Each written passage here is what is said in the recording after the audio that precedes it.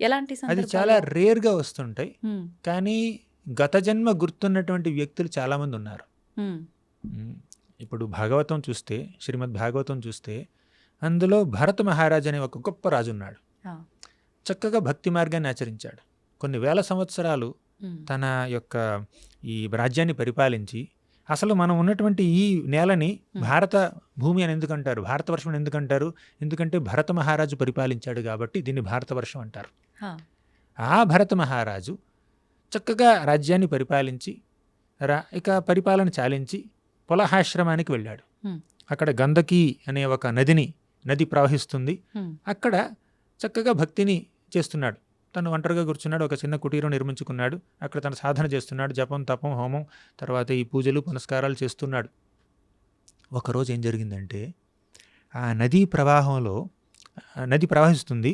ఆ నదిలో నీళ్లు తాగడానికి ఒక జింక పిల్ల వచ్చింది. హ్మ్. ఆ జింక గర్భవతి. పక్కనే ఒక పెద్ద సింహం గర్జించింది. హ్మ్.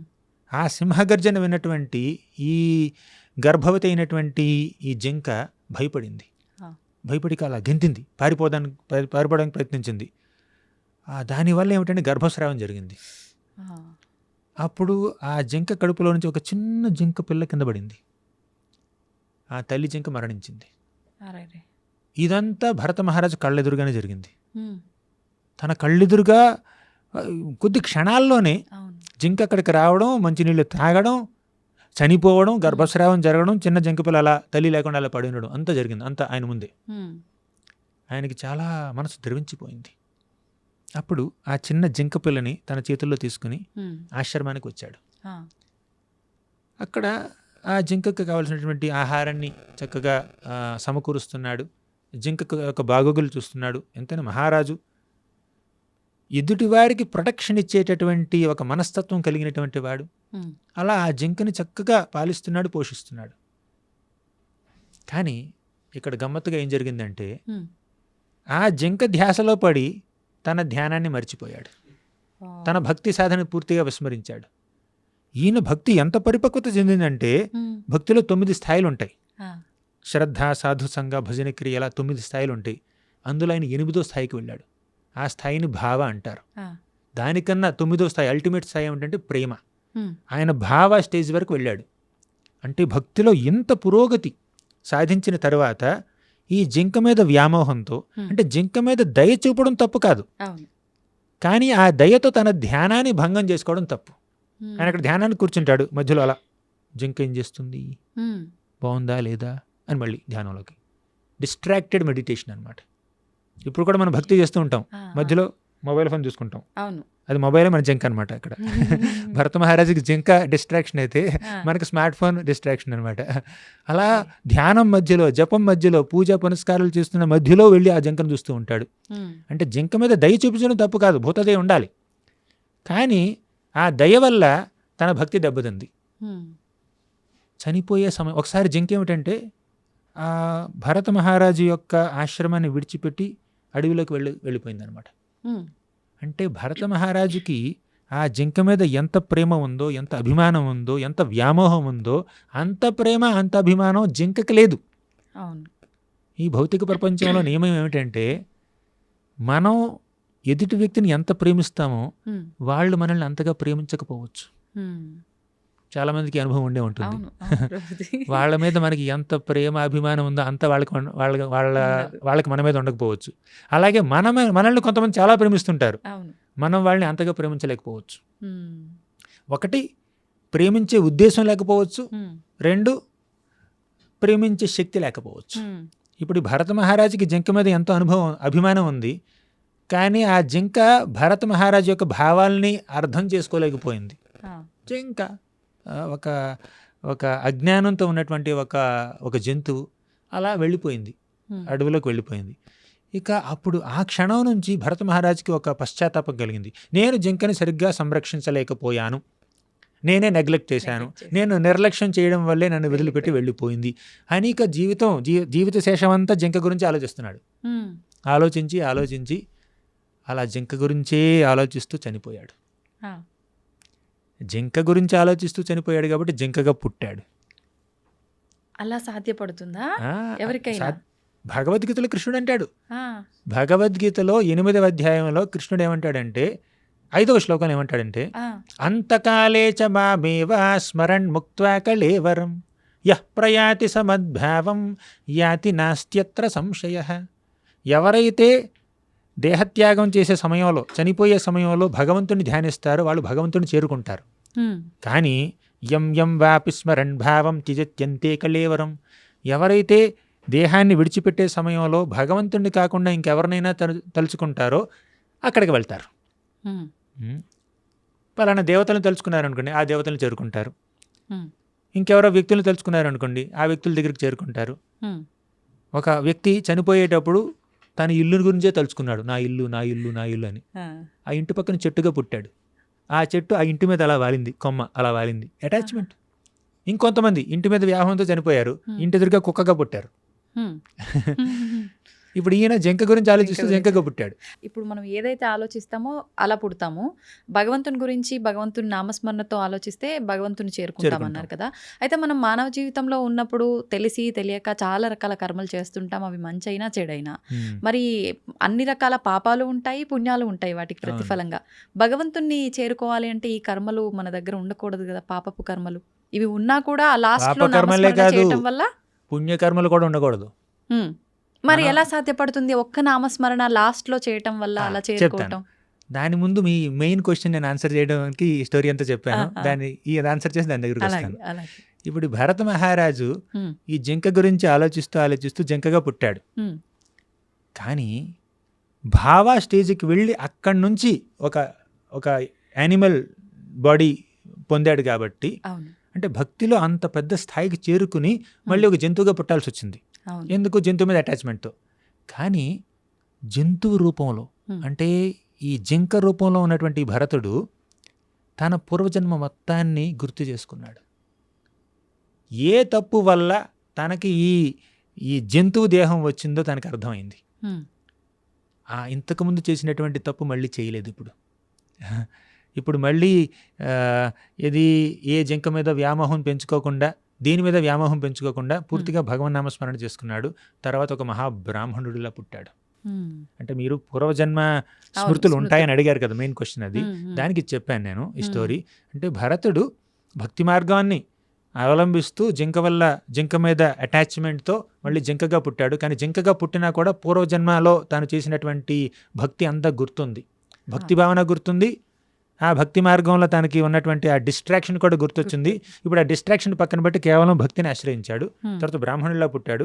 తర్వాత ఒక జన్మలో భగవద్ధామానికి చేరుకున్నాడు. అయితే ఆఖరణ మరణించేటప్పుడు మనం భగవన్నామ స్మరణ చేయటం వల్ల మనం భగవంతుని చేరుకుంటామన్నారు. మరి పాపపు కర్మలు, పుణ్యపు కర్మలు ఇవన్నీ చేశాం. ఇవన్నీ ఉండంగా మనం భగవంతుని చేరుకోవడం సాధ్యం కాదు. చేరుకోవడము అంటే మోక్షం పొందడమే అంటారు. ఇవన్నీ ఉండంగా కర్మలు మోక్షం పొందడం కాదు అని అంటుంటారు కదా. ఎలా? ఇన్ని పాపకర్మలు పుణ్యకర్మలు చేస్తున్న మనకి భగవంతుడు గుర్తొస్తాడా చనిపోయే సమయంలో? కదా. ఒకవేళ గుర్తొచ్చినా ఆ భగవన్ నామాన్ని ఒక్క నామాన్ని స్మరించినా చేరుకుంటామని గ్యారెంటీ ఏంటి? ఇంత బ్యాక్గ్రౌండ్ ఉంది కదా మనకి. యాక్చువల్గా చెప్పాలంటే ఒక అకాడమిక్ ఇయర్ మొత్తం ఒక స్టూడెంట్ చదవకుండా, క్లాసులు శ్రద్ధగా వినకుండా, క్లాసులు బంక్ కొట్టి సినిమాలకు వెళ్ళి అలా చేశాడు. ఫైనల్ ఎగ్జామ్లో పాస్ అవుతాడా? అవ్వలేడు. అవునా? ఎందుకు? సెమిస్టర్ మొత్తం లేదా అకాడమిక్ ఇయర్ మొత్తం వృధా చేశాడు కాబట్టి. అవునా? అలాగే మన జీవితం అంతా మనం భక్తి మార్గాన్ని ఆచరించకుండా కేవలం చనిపోయే సమయంలో భగవంతుడిని తలుచుకుని నేను వెళ్ళిపోతాను అంటే కుదరదండి. అంటే అది జరగదు. అందుకే కృష్ణుడు ఏమంటాడంటే తస్మాత్ సర్వేషు కాలేషు మామనుస్మర యుధ్యచ మయ్యర్పితమనో బుద్ధిర్మామే వైశ్యసి అసంశయః. సర్వకాల సర్వావస్థల్లోనూ నన్ను తలుచుకో అంటే ప్రతి క్షణం కాదు, ప్రతి దినం. అట్లీస్ట్ ప్రతి క్షణం తలుచుకోవడం కష్టం సాధకులకి. కనీసం ప్రతి దినం అంటే ప్రతిరోజు ఆయన ఒక నామస్మరణ పూజ చేస్తూ ఉంటే రోజులో కొంత సమయాన్ని అట్లీస్ట్ ఆయనకి పూర్తిగా డెడికేట్ చేస్తే, కేటాయిస్తే, మనం మిగిలిన సమయంలో మన విద్యుక్త ధర్మాన్ని నిర్వహిస్తే అప్పుడు మనం చనిపోయే సమయంలో ఆయన్ని గుర్తు చేసుకోవడం సాధ్యపడుతుంది, ఆయన్ని చేరుకోవడం సాధ్యపడుతుంది. ఇక పాపకర్మలు పుణ్యకర్మలు అంటారా? ఇప్పుడు తెలిసినా తెలియకపోయినా మనం ఏదో ఒక పాపం చేస్తూనే ఉంటాం. అవునండి. రోడ్డు మీద నడుస్తున్నాం, హ్మ్. తెలుసు తెలియక ఒక చీమను తొక్కామనుకోండి, చీమను సంహరిస్తున్నాం, అవును. పాపం తగులుతుంది కదా. హ్మ్. తెలియకుండానే ఒక చీమను చంపితే పాపం తగిలితే, కాన్షియస్గా తెలిసి వివేకంతో అమాయక ప్రాణుల్ని చంపితే ఇంకెంత పాపం తగులుతుంది. ఖచ్చితంగా పాపం తగులుతుంది. హ్మ్. అవునా? అలాగే మనం తెలుసో తెలియక ఎవరికో సహాయం చేస్తాం, కొన్నిసార్లు తెలిసి సహాయం చేస్తాం, దానికి కావాల్సినటువంటి పుణ్యం కూడా మనకు వస్తుంది. హ్మ్. కానీ భక్తి కర్మలు ఈ పాపకర్మలకి పుణ్యకర్మలకి అతీతం. ఆ.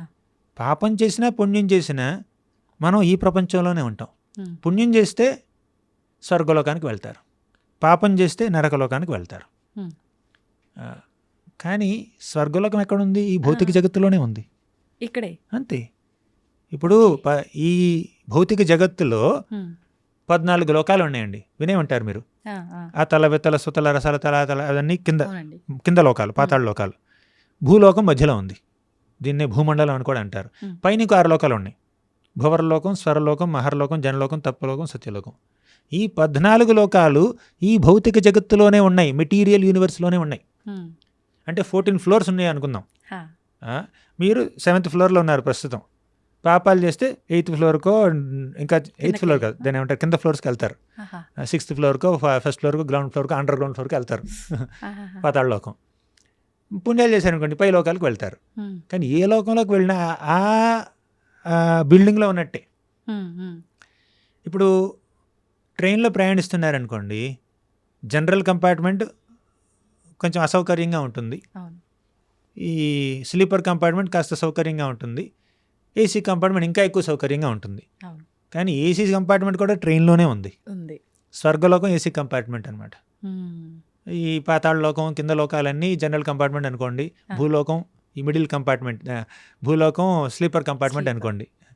కానీ స్వర్గలోకంలోకి వెళ్ళినా కూడా క్షీణే పుణ్యే మర్త్యలోకం విశంతి. అంటే మీ యొక్క పుణ్యం తరిగిపోతే, మీరు చేసినటువంటి ఆ పుణ్యకార్యాల యొక్క ఫలితం తరిగిపోతే ఆ బ్యాంక్ బ్యాలెన్స్ కాస్త నిల్ అయిపోతే మళ్ళీ ఈ భూలోకానికి రావాల్సిందే. ఎల్లకాలం స్వర్గలోకంలో ఎవరు ఉండలేరు, దేవతలు ఉండలేరు. దేవతలు కూడా పోస్టులు అనమాట అవన్నీ. ఇంద్రుడు, చంద్రుడు, వరుణుడు, వాయువు, వీళ్ళందరూ పోస్టులు. మీరు రేపు ఇంద్రుడు అవ్వాలంటే అవ్వచ్చు, దానికి కావాల్సినటువంటి పుణ్యం అంతా సముపార్జించి ఇంద్రలోకానికి అధిపతి అవ్వచ్చు. కానీ ఆ పుణ్యం ఫలితం అయిపోతే ఇంద్రపదం నుంచి మళ్ళీ కిందకి రావాల్సిందే. ఇంద్రపదవి కూడా పెర్మనెంట్ కాదు, స్వర్గలోకం పెర్మనెంట్ కాదు. అలాగే అది పాపకర్మలు కూడా. నరకలోకానికి వెళ్తాడు, ఆ పాప ఫలితం అనుభవించిన తర్వాత మళ్ళీ భూలోకంలో జన్మించాలి. ఇది భూలోకం అంటే కర్మభూమి. మనం చేసుకున్న గత జన్మ కర్మల ఫలితమే మనం ఇప్పుడు ప్రస్తుతం అనుభవించే లైఫ్ అంటాం. అవును. మరి స్వర్గలోకం వెళ్ళినప్పుడు అక్కడ పుణ్యం ఫలితం అయిపోయిన తర్వాత మళ్ళీ వస్తామన్నారు కదా, మరి అక్కడ అయిపోయిన తర్వాత మళ్ళీ ఇక్కడ ఏం అనుభవిస్తాము? ఆ ఫలితమే ఇక్కడ అనుభవిస్తున్నాం అంటారు కదా. కాదు. ఇప్పుడు నేను చెప్పినట్టు భూలోకం కర్మభూమి. ఇక్కడ పాపకర్మలు పుణ్యకర్మలు చేస్తారు చాలామంది. పాపకర్మలు చేయడం వల్ల వాళ్ళు నరకలోకానికి వెళ్ళి ఆ పాప ఫలితాన్ని అనుభవిస్తారు, ఏదో శిక్షలాగా. కానీ తీరని కోరికలు కొన్ని ఉంటాయి కదా, ఆ కోరికలు తీర్చుకోవడానికి మళ్ళీ జన్మిస్తారు, ఇక్కడ జన్మిస్తారు. అసలు భౌతిక కోరికలే లేకపోతే మోక్షం వస్తుంది, కానీ ఇంకా భౌతిక కోరికలు మిగిలిపోయి ఉన్నాయి కదా. చేసిన తప్పులకు శిక్ష అయిపోయింది, కానీ మిగిలిన కోరికలు మళ్ళీ తీర్చుకోవాలి కదా, మళ్ళీ భూలోకానికి వస్తారు. ఇక్కడ పుణ్యకర్మలు చేశారనుకోండి, స్వర్గలోకానికి వెళ్తారు. పుణ్య ఫలితం అయిపోయింది, మళ్ళీ ఇక్కడికి వస్తారు, కంటిన్యూ చేస్తారు వాళ్ళ యొక్క కర్మలు, పాపకర్మలో పుణ్యకర్మలో. అలా పైకి కిందకి 3rd ఫ్లోర్కి 2nd ఫ్లోర్కి గ్రౌండ్ ఫ్లోర్కి తిరుగుతూ ఉంటారు వీళ్ళు. కానీ ఈ పాపకర్మల నుంచి పుణ్యకర్మల నుంచి పూర్తిగా బయటపడాలి అంటే భక్తి కర్మలు చెయ్యాలి. భక్తి కర్మలు అంటే భగవంతుడి యొక్క నామం జపించడం, ఆయన యొక్క కీర్తన, నిస్వార్థంగా ఆయన యొక్క భక్తి మార్గాన్ని ఆచరించడం. అప్పుడు ఈ భౌతిక జగత్తుకి, ఈ 14 లోకాలకి అతీతంగా ఆధ్యాత్మిక జగత్తులోకి, వైకుంఠంలోకి, గోలోకంలోకి ప్రవేశిస్తాం. అక్కడికి వెళ్తే మళ్ళీ పుట్టుకే లేదు, అది మోక్షం. యద్గత్వా ననివర్తంతే తద్ధామ పరమం మమ. అక్కడికి చేరుకున్న తర్వాత మళ్ళీ ఇక్కడికి రావాల్సిన అవసరం లేదు. అది క్షీణే పుణ్య మర్త్యలోకం విశంతి కాదు, మళ్ళీ no return, path of no return అనమాట అది. అక్కడికి వెళ్ళిన తర్వాత మళ్ళీ రావాల్సిన అవసరం లేదు. అయితే కొంతమంది ఇప్పుడు మనకు భూలోకంలో జీవించి ఉన్నప్పుడు చాలా మంది చాలా పుణ్యకార్యాలు, భగవంతుడికి సంబంధించిన ప్రచారాలు అవి చేస్తూ చాలా సాత్వికంగా ఉంటుంటారు. అంటే అటువంటి వారు ఆల్రెడీ మోక్షం పొంది భగవంతుడి సేవ కోసం ఒక కారణ జన్ములుగా వచ్చారని చెప్పవచ్చా? ఏ రకంగా చెప్పచ్చు? అందులో కొంతమంది కారణ జన్మలు ఉండుండొచ్చు. ఇంకొంతమంది ఏమిటంటే వాళ్ళు ప్రస్తుతం భక్తి మార్గాన్ని ఆచరిస్తూ నలుగురికి చెప్తున్నారు. అవును. వాళ్ళు సాధక భక్తులు కావచ్చు, కారణ జన్మలు కావచ్చు, మహా ఆచార్యులు కావచ్చు. హ్మ్. అంటే భగవంతుడు అప్పుడప్పుడు తన యొక్క అనుచరుల్ని, తన యొక్క శాశ్వత భక్తుల్ని హ్మ్. భగవద్ధామం నుంచి కిందకి పంపిస్తాడు ఆహా! భక్తి ప్రచారం చేయడం కోసం. కొంతమంది ఏమిటంటే ఇక్కడే భక్తి మార్గాన్ని నేర్చుకుని హ్మ్. దాన్ని నలుగురికి చెప్తూ ఉంటారు. సాధక భక్తులు వాళ్ళు ఎవరైనా అయి ఉండొచ్చు, మనం చెప్పలేం అది. హరే కృష్ణ. హరే కృష్ణ.